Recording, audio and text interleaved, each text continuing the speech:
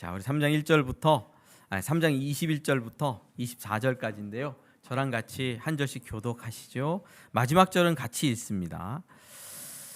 21절 제가 읽습니다. 이제는 율법 외에 하나님의 한 의가 나타났으니 율법과 선지자들에게 증거를 받은 것이라.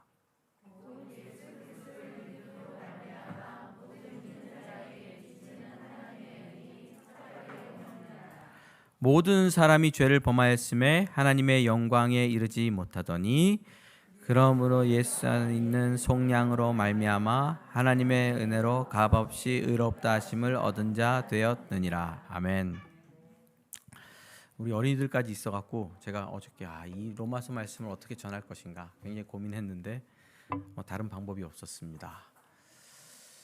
로마서 말씀 읽으면 안드로메다로 갑니다. 정신이 어려워서 이게 무슨 얘기냐, 그냥 안드로메다로 그냥 나가는데, 여러분 한두 가지라도 건져 들으시면 성경 읽기에 굉장히 도움이 됩니다. 그리고 주일 예배 때 이런 본문을 가지고 설명적으로 전하는 목사님들이 많지는 않거든요. 왜? 너무 이렇게 좀 딱딱하니까. 근데 저는 딱딱한 걸 좀 견뎌보자 하는 그런 고집으로 함께 하고 있습니다. 특히 처음 오신 분들은 굉장히 당황합니다. 무슨 얘기냐 이게.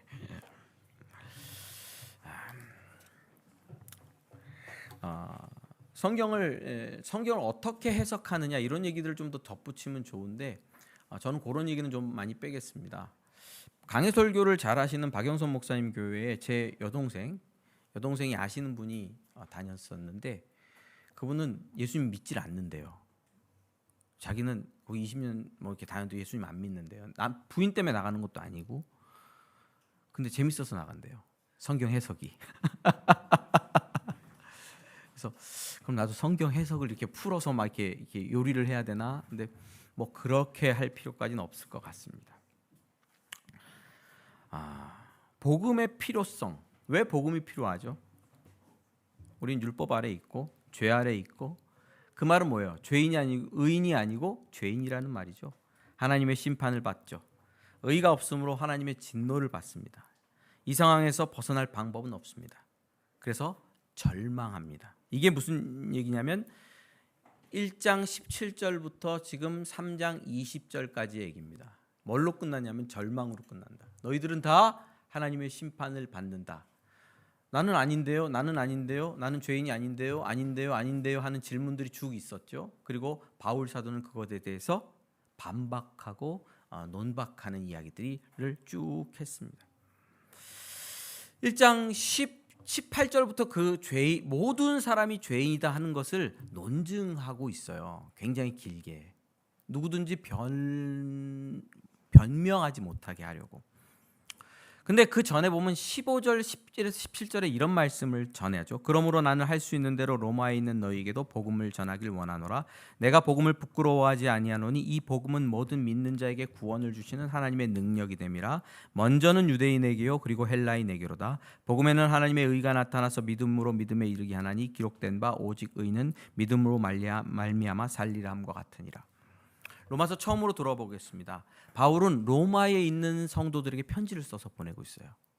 그러면서 하는 얘기가, 나가 로마에 가서 너희들에게 복음을 전하기를 원한다 라고 말합니다. 여러분, 복음 전하러 로마까지 갈 이유가 뭐가 있습니까? 왜 그렇게 해야 되죠? 목사라는 사람들이 복음을 얘기하기 위해서 여기 서 있어야 되는 이유는 무엇입니까? 베트남에서 오신 분들이 있어요. 베트남에서 오셨는데 6분 정도가 오셨죠. 완전 시골. 다낭에서 7시간, 호치민에서 8시간 시골, 라오스랑 접경 지정에서 살아요. 그중에 한 현지 사역하시는 전도사님 자매는 복음을 잘 전하겠다고 필리핀에서 공부했는데 먹을 게 없잖아요. 먹을 게 없으니까 그냥 공부에 집중했어요. 그러다가 쓰러졌어요.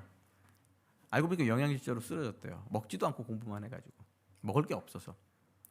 선교사님 얘기하시는데 이런 얘기를 하시더라고요. 베트남에서 필리핀으로 대학 가서 신학 공부하고 이렇게 시킨 형제 자매들이 돌아오면 다 위장병이 걸려서 들어오는데요. 왜냐하면 먹을 게 없으니까 덜 익은 망고를 소금에 절여 먹던지 이렇게 먹다 보니까, 신 거를 먹다 보니까 속에 위장병이 걸려서 다 돌아온다는 거죠. 자, 왜 그렇죠? 돈 벌 궁리를 하면 될 텐데 왜 이 사람들은 복음을 전하기 위해서 공부하고 삶을 들이냐. 바울도 마찬가지였어요. 복음. 근데 바울이 초반부에 뭐라고 하냐면 나는 복음을 전하기를 원한다. 그게 뭐라고? 뭐 볶음이어서 우리에게 먹을 것이 되는 게 아니고 복음이란 말이죠. 왜냐하면 복음은 모든 사람에게 구원을 주시는 하나님의 능력이기 때문이고, 왜 능력이냐면 거기는 하나님의 의가 나타나고 있기 때문이다 라고 얘기를 하고, 모든 사람은 죄인이다 라고 선포하면서 복음의 필요성, 왜 복음을 믿어야 하는가를 17절부터 3장 20절까지 얘기해요. 왜 믿어야 되죠? 죄인이기 때문인 거예요. 이 세상의 위험은 배고픈 위험, 먹지 못하는 위험, 돈이 없는 위험, 건강이 나빠지는 위험, 암 걸릴 위험, 미세먼지의 위험, 전쟁의 위험, 이런 것도 위험이지만 이것보다 차원이 다른 위험이 있는데 하나님의 심판이다. 죄인을 향한 정의로운 하나님의 심판이 다가오고 있고, 그 심판이 진정한 위험이다. 그 심판을 깨달은 사람들은 탄식하며 절망할 수밖에 없다. 왜? 그 심판에서 벗어날 수 있는 방법이 없기 때문에. 자기의 행위로, 율법의 행위로 착해지고 의로워져서 하나님 앞에 인정받고 하나님이 심판하는 자리에서 너는 의인이야, 그러니까 너는 심판을 안 받고 천국으로 가 라고 이렇게 인정받을 수 있는 방법이 없다는 것을 깨닫고 절망하게 된다는 거예요. 그래서 이런 깊은 절망에 대해서 구구절절 논증하고 논박하는 해오다가 결국 이제는 뭡니까? 이제 그게 끝났어요. 그래서 다시 돌아옵니다. 17절 끝에 말한 복음에는 하나님의 의가 나타나서 이렇게 되죠. 1장 17절에서 거기와 연결되어서 오늘 다시 율법에 나타나는 하나님의 의에 대해서 설명을 합니다. 자, 오늘 21절 보실까요? 성경 띄워주시면 더 좋겠습니다. 그냥 띄워놓으십시오. 이제는 이렇게 돼 있어요. 이제는. 이게 영어로는 but now 이렇게 번역을 하고요. 헬라어로도 두 글자로 되어 있습니다. 한국은 그러나가 빠졌습니다. 그러나 이제는 이렇게 번역하는 게 더 좋습니다. 왜 그러나 이제는이죠? 앞에 부분에 죄인이고 너희들 심판받고 하나님의 진노를 받고 절망 가운데 있다. 근데 이렇게 말하고 있는데 그러나 이제는 이제 소망으로 넘어갑니다. 절망에서 소망으로 넘어갑니다. 상황이 대반전되고 있습니다. 율법 아래에 있는 사람은 죄인입니다. 의가 없죠. 죄 아래 놓여 있죠. 바울은 이 단어를 말하고 있어요. 그러나 이제는 새로운 일이 시작되었다는 것을 드러내주고 있는 두 단어입니다. 상상할 수 없는 새로운 일이 일어나고 있다라고 바울이 얘기합니다. 여러분, 그리스도인들은 그러나 이제는 이라는 이 두 단어를 늘 외쳤으면 좋겠습니다. 한번 따라해 보시죠. 그러나 이제는. 로이트 존스 목사님이란 분이 강해 설교집에서 이런 부분들을 좀 다루고 계십니다. 우리 안에서 율법이 계속 말하는 건 뭐죠? 너는 죄인이야. 넌 율법에서 벗어날 수 없어. 계속 말해요. 그리고 그리스도인들도 사탄이 공격해요. 너는 정죄를 받아 마땅해. 이렇게 말하죠. 사탄은 말합니다. 너 그리스도인이야? 물어요. 나 그리스도인인데요. 근데 왜 자꾸 죄를 지어? 사탄이 우리에게 말합니다. 너 하나님 믿는 거 아니지? 너 보니까 율법을 어겼어. 너는 구원 못 받아. 사탄이 우리를 이렇게 공격한다는 거죠. 그런데 그때 우리는 뭐를 외치냐면 그러나 이제는을 외치면서 뚫고 일어난다는 거예요. 떨치고 일어난다는 거예요. 왜? 그러나 이제는 뒤에 나오는 복음과 소망의 메시지를 믿기 때문이라는 거죠. 그 복음과 소망의 메시지를 의지하기 위해서 뭐를 외쳐야 된다? 그러나 이제는 새로운 전환이 일어났다. 사탄아, 율법의 행위로는 나는 율법의 공로로는 의롭다함을 얻지 못하지만 새로운 방법으로 하나님께서 나를 구원하셨다. 그러나 이제는 예수 그리스도께서 십자가에서 죽으심으로 말미암아 대속하시고 하나님의 의를, 하나님께서는 그 의를 나에게 주신다 라고 사탄을 향하여 선포하면서 우리는 떨치고 일어날 수 있다, 이런 이야기를 하십니다. 자, 다시 이제 본류로 좀 돌아가겠습니다. 죄에 대한 절망이 있죠. 절망 앞에서 새로운 일이 일어났습니다. 새로운 일이 일어났습니다. 우리는 끊임없이 묻게 됩니다. 자, 여기 이걸 보십시오. 나는 하나님께 받아들여질 수 있는가? 한번 여쭤보십시오. 나는 하나님 앞에 받아들여질 수 있는가? 이 부분이 굉장히 중요한 부분입니다. 요거를 짚고 넘어가서 나가야 어떤 복과 은혜에 대해 절감할 수 있습니다. 여러분은 하나님 앞에 받아들여질 수 있습니까? 기도하려고 딱 하면 하나님이 나를 안아주시고 나를 받아들여 주신다고 믿습니까? 이게 굉장히 중요한데요. 받아들여져야만, 인정받고 받아들여져야만 생명과 복이 있습니다. 그분께 인정되고 용납되어야만 복과 생명을 누릴 수 있습니다. 이게 조금 돈이라는 것을 덜 벌고 더 벌고 하는 정도의 문제가 아닙니다. 70살 살다 죽든지, 조금 더 살고 80, 100살 살다 죽는지, 요런 정도의 문제가 아닙니다. 하나님께 받아들여지면 영생이고 받아들이지 않으면 영벌입니다. 문제가 복이냐 덜 복이냐 문제가 아니고 복이냐 저주냐의 문제입니다. 생명이냐 덜 생명이냐 문제가 아니고 하나님께 받아들여지지 않으면 죽음이냐의 문제입니다. 그러니까 반드시 뭐가 필요하냐면 우리는 하나님께 받아들여지고 하나님이 주신 생명과 복을 누려야 합니다. 그걸 누려야 합니다. 이것이 우리가 갖는 가장 큰 영적 고민입니다. 그래서 하나님 앞에 나는 받아들여질 수 있는가 하는 고민 앞에서 바울이 이렇게 말합니다. 그러나 이제는 새로운 일이 일어났다. 지금까지 상황과 반대되는, 대조되는 새로운 일이 일어났다라고 3장 21절을 시작하고 있습니다. 그 새로운 일은 뭡니까? 하나님의 의가 나타났다는 겁니다. 이제는 율법 외에 하나님의 한 의가 나타났으니. 여기서 그 의가 나타났다고 하죠. 이 하나님의 의는 이미 1장 17절에서도 한번 소개를 했습니다. 앞에서는 복음을 믿을 때 예수 그리스도 안에서 의롭다 하심이 주어지는 상황을 강조하고 있고, 그리고 3장 21절에서는 예수 그리스도께서 십자가에서 이루신 일, 하나님께서 예수 그리스도를 통하여 이미 이루신 일에 대해서 강조를 합니다. 자, 우리는 왜 절망에서 소망을 품을 수 있습니까?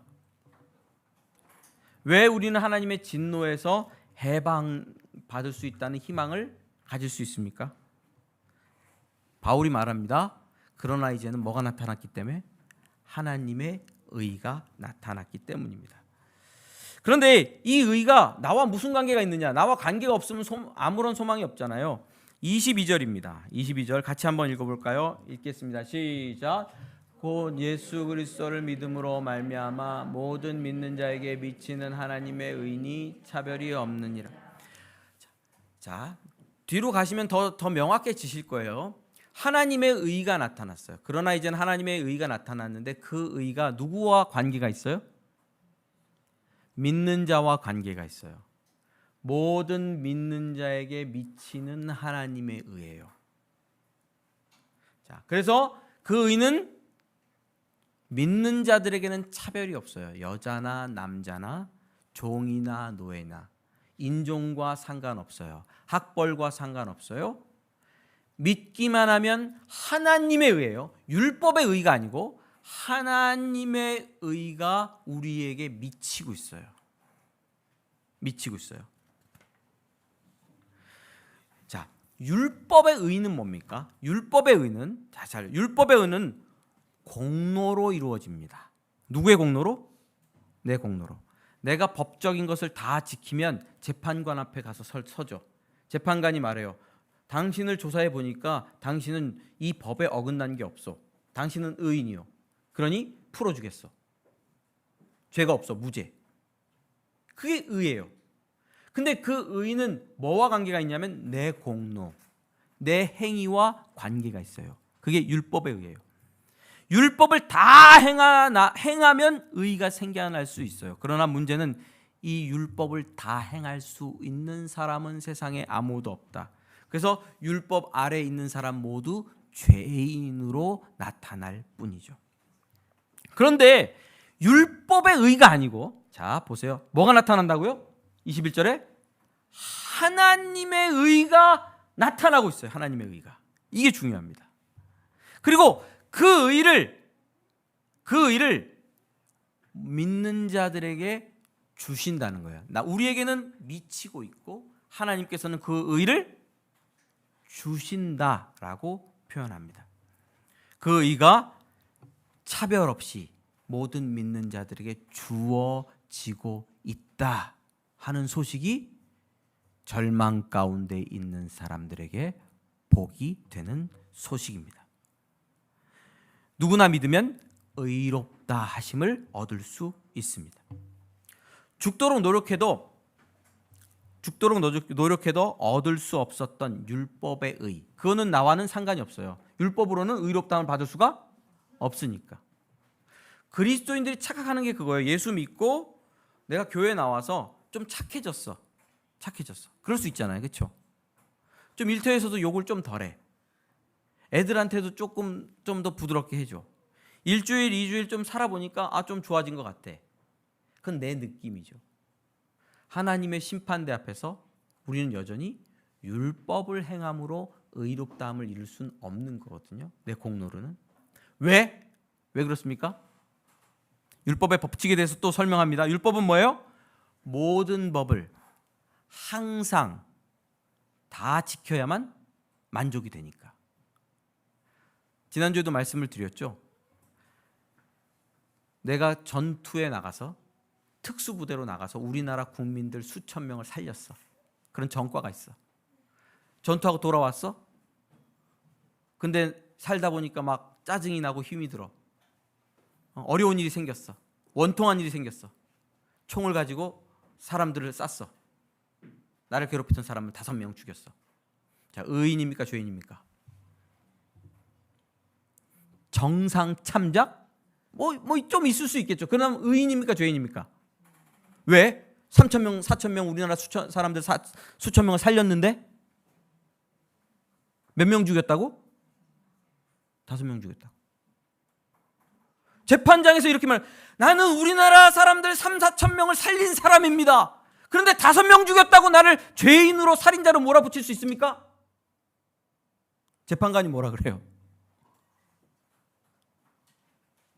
살린 거는 중요한 게 아니야. 지금 너는 뭘 죽였어? 5명을 죽인 법적인 죄에 걸려 있는 거야. 그래서 뭐가 된다고요? 그래서 우리의 행위로 어느 정도 착하다고 해서 하나님 앞에 의롭다함을 받을 수 있는 가능성은 없는 거예요. 그렇죠? 그게 율법의 의, 공로로 말미암은 의, 행위로 말미암은 의예요. 근데 뭐가 나타났다고요? 하나님의 의가 나타났어요. 자, 그러면 이 하나님의 의는 어떤 방법으로 주어지냐? 율법은 공로라 그랬죠? 하나님의 방법은 어떤 방법으로 주어질까요? 자, 21절 다시 읽습니다. 시작. 이제는 율법 외에 하나님의 한 의가 나타났으니 율법과 선지자들에게 증거를 받은 것이라. 율법 뭐에? 외에. 이게 무슨 표현입니까? 율법 외에. 율법 외에라는 말을 설명하기가 굉장히 어렵습니다. 다이어트를 우리가 하죠. 운동도 하고 식단 조절. 죽을 것 같아요. 뱃살 진짜 안 빠져. 어떻게 방법 없습니까? 좀? 이거는 어떻게 해야 되나? 실패하는 거죠. 탄수화물 줄이면 짜증이 먼저 납니다. 이런 방법으로는 도저히 다이어트 실패하신 분들이 여기 많이 있습니다. 지금 내 눈앞에. 민경아, 자 봐봐. 중학생들도 다이어트 실패했어? 아니야? 안 해도 돼? 대사가 지금 잘 되고 있는 상태야. 너도 좀 나이 들어봐. 그렇죠? 다이어트, 운동, 식단 조절 이걸로 힘들다는 거죠. 힘들어. 그런데 광고를 보면 이렇게 말해요. 그러나 이제는 운동과 식단 조절 외에 새로운 다이어트 법이 나왔습니다. 그냥 이 믿고 이 알약 하나만 드십시오. 현혹하잖아요. 알약을 먹기만 하면 다이어트가 됩니다. 이전까지는 어떤 방법으로? 운동과 식단 조절으로 노력했으나 안 되지 않았습니까? 그 체계 속에서는 그 방법으로는 다이어트가 될 수가 없습니다. 이 알약을 드십시오. 믿음으로. 마치 이런 거예요. 마치 새로운 방법이 나왔어요. 새로운 방법을 하나님께서 사용하신다는 거예요. 율법으로 안 되니까, 착하게 사는 것으로 안 되니까 새로운 방법을 쓰셨는데 그 새로운 방법이 바로 하나님의 의를 우리에게 주시는 거예요. 내가 행함으로 얻는 의는 누구의 의? 나의 의. 나의 의는 망가졌어요. 죄로 얼룩졌어요. 욕망과 욕심으로 얼룩졌어요. 그 의로는 하나님 앞에 인정받고 하나님이 주신 생명과 복을 누리지 못해요. 죄와 죽음과 사망과 진노 가운데, 저주 가운데 있을 수밖에 없는 의예요. 그런데 하나님이 새로운 방법으로 의를 만드셨어요. 그리고 그 의를 믿는 자에게 준다는 거예요. 율법 외에 하나님의 의가 나타났다. 이거를 깨닫는 순간, 아차! 나도 그 알약을 먹어야 되는데, 알약을 먹고 빼야 되는데, 그렇게 되는 거죠.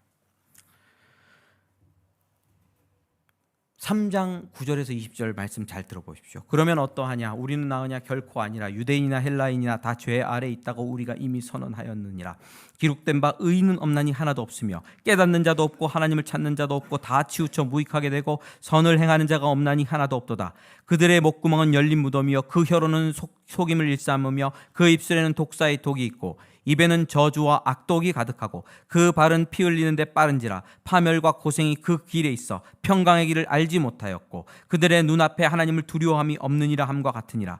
우리가 알거니와 무릇 율법이 말하는 바는 율법 아래 있는 자들에게 말하는 것이니 이는 모든 입을 막고 온 세상으로 하나님의 심판 아래 있게 하려 함이라. 그러므로 율법의 행위로 그 앞에 의롭다 하심을 얻을 육체가 없나니 율법으로는 죄를 깨달음이라. 안 되는구나. 근데 이 율법 아래 율법의 법칙, 율법의 의로는 안 되는구나. 근데 이제는 but now 하나님의 의, 율법 외의 방법으로 그 의가 우리에게 미치고 있구나. 이렇게 바울 사도가 얘기하고 있는 겁니다.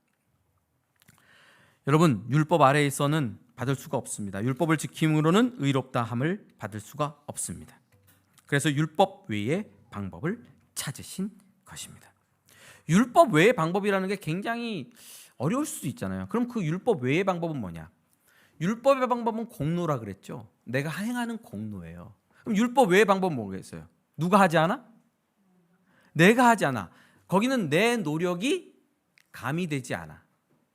그리고 내 노력이 가미되지 않은 것을 그냥 주니까 그건 뭐예요? 거저 주니까 선물. 그거를 은혜 받았다. 교회에서 은혜 받았다 이렇게 씁니다. 그때 은혜예요. 우리 찬양인도 하면서 막 감동받은 것을 단순히 은혜 받았다. 우리 표현하기도 하지만 진짜 말의 뜻은 내가 하지도 않았는데 내게 그런 것을 주는 것을 은혜 받았어요. 자, 율법의 의는 자기 공로고 그거는 뭐예요? 대가입니다. 행한 대로 우리에게 해주시는, 행한 대로, 심은 대로 나는 대가. 근데 하나님의 의는 어떤 방법으로 주어진다고요? 하나님이 만드셨어. 그리고 그 의를 우리에게 그냥 주세요. 믿음의 법을 따라서 그냥 주세요. 자, 육신의 생명은 뭘로 받았습니까? 지원 형제 육신의 생명을 뭘로 받았어? 태어나면서 이렇게 돈 갖고 태어났어? 어머니한테 어머니 금부치 딱 내 생명의 대가로 금부치를 딱 드리고 태어난 건 아니죠. 누가 노력했어요? 어머니 아버지가 노력해서 우리를 낳았죠. 그렇죠? 우리는 거저 얻었어요, 생명을. 어머니한테 얼마 드렸어? 생명 얻고. 응? 자, 얼마 드렸어? 하윤이 얼마 드렸어? 어머니한테 생명 얻고. 아직도 뽑아 먹고 있지? 우리는 드린 게 없어요. 자, 육신의 생명은 은혜로 받았습니까? 아니면은 율법으로 받았습니까? 그냥 받았죠. 똑같아요. 똑같아요. 하나님께서 우리에게 의를 주실 때 육신의 생명을 받은 것처럼 같은 방법으로 거저 주십니다. 거저 주니까 그걸 뭐라 그러냐면 공로나 대가라고 말하지 않고 은혜라고 말합니다. 은혜로 하나님의 의를 우리에게 선물로 주시는 거예요. 의를. 자, 그러면 의를 은혜로 줘요. 근데 안 받으면 어떻게 되지? 소용이 없겠죠. 근데 나는 하나님의 진노와 심판 아래 절망하고 있어. 근데 하나님이 의를 줄게라고 의를 주셔. 자, 주셔. 그때 나는 필요해. 저 의가 필요해라고 믿고 받는 것을 뭐라고 부르냐면 믿음이라 그래요. 그걸 믿음이라 그래요. 성경에서 그걸 믿음이라 그래요. 그게 믿음이라는 뜻의 가장 중요한 포인트예요. 자, 믿음이라는 건 여러 가지 뜻이 있습니다. 여러 가지 뜻이 있어요. 하나님이 나는 살아계신 것을 믿어. 이런 뜻이 있고 전능하신 하나님께서 내 인생을 이끌어 가실 것을 믿어. 이런 뜻이 있지만 로마서에서 말할 때 믿음의 가장 중요한 뜻은 나는 절망 가운데 있다. 근데 하나님께서 은혜로 주신다. 나는 저 의가 필요해. 하나님 나에게도 주시옵소서. 이게 믿음이에요. 이게 이런 상태. 주시옵소서. 이게 믿음이에요. 그래서 이렇게 하나님 앞에 믿는 자들에겐 은혜로 주시는 하나님의 의가 미치고 있다. 그래서 그 의 때문에 우리는 의를 가지고 하나님의 재판장 앞에 설 수가 있어요. 재판장에서 앞에 서요. 그래서 뭐를 주장해요? 내 의로는 심판받고 정죄받아야 하지만 하나님께서 내게 주신 의가 있습니다. 이 의가 있습니다. 이 의로 나를 용서해 주시고 나를 이 재앙에서 심판과 진노에서 풀어 주십시오. 이렇게 됩니다. 자, 다시 한번 우리 말씀 봅시다. 21절, 22절 같이 읽을 거예요. 자, 21절, 22절. 자, 함께 읽겠습니다. 시작. 이제는 율법 외에 하나님의 한 의가 나타났으니 율법과 선지자들에게 증거를 받은 것이라. 22절.